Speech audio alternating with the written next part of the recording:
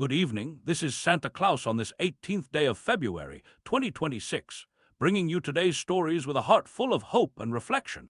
As we gather in the warmth of community this evening, I'm reminded of how history teaches us important lessons about unity and division. On this very day in 1861, Jefferson Davis was inaugurated as provisional president of the Confederate States of America, a moment that preceded years of painful division in a nation meant to be united as brothers and sisters. The echoes of division continue in our world today, as we see in the peace talks between Ukraine and Russia that concluded after just 2 hours in Geneva.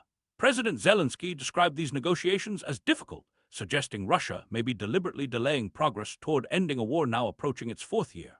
My heart aches for the families caught in this conflict, for the children who know only the sounds of sirens instead of lullabies. Let us pray that wisdom prevails, and that those at the negotiating table remember the faces of those who suffer most. Meanwhile, across the globe, tensions between Ukraine's President Zelenskyy and former army chief Valerii Zaluzhnyi have come to light through a revealing interview.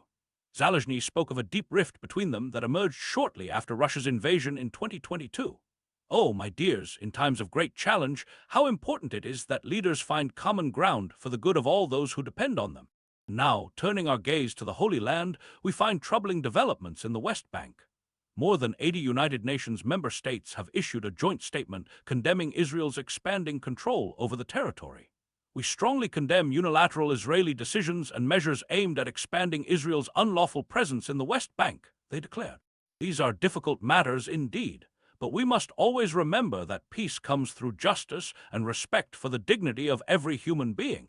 In other news from that region, the Vatican has declined to participate in President Trump's Board of Peace. Cardinal Pietro Parolin emphasized that the United Nations is the body currently entrusted to deal with world crises. Let us remember that true peace requires humility and collaboration among all nations. Meanwhile, in the Caribbean, Cuba continues to face severe hardship with blackouts and fuel shortages worsened by a U.S. oil embargo. Russian Foreign Minister Sergei Lavrov has urged the United States to show common sense and refrain from its plans of sea blockade. My friends, regardless of political differences, we must always consider how our actions affect the most vulnerable. The children of Cuba deserve warmth, light, and the opportunity to thrive.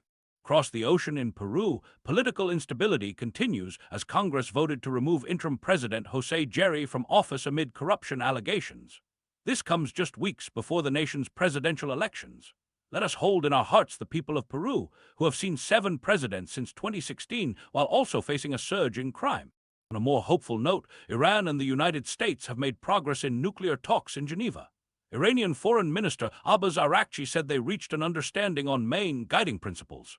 Though a final deal is not yet imminent, every step toward peaceful resolution is a gift to future generations. In Gabon, authorities have suspended social media platforms, citing concerns about posts threatening stability. Civil society member Nikays Mulumbai reminds us that social networks are no longer mere tools for entertainment. They have become instruments of work, citizen expression, commerce, innovation, and even democratic mobilization. How we use these powerful tools matters greatly, my friend. Some cheerful economic news comes from Japan, where exports surged nearly 17% in January compared to last year, showing strong demand in China and other Asian markets. Though challenges remain with new tariffs affecting trade with the United States, this growth offers hope for workers and families in Japan. Finally, I must share news about Europe's defense collaboration. The ambitious Future Combat Air System project between France, Germany, and Spain has encountered difficulties as disagreements arise over leadership and development. Oh my, how important it is to remember that true security comes not just from powerful weapons, but from hearts united in a desire for peace and protection of the innocent. As I conclude tonight's news, let us remember that in every challenge there lies an opportunity to demonstrate love, patience, and understanding. Whether at peace talks in Geneva or around your own dinner table, the path to healing begins with listening and compassion. Until tomorrow, this is Santa Claus wishing you a blessed evening filled with kindness toward one another.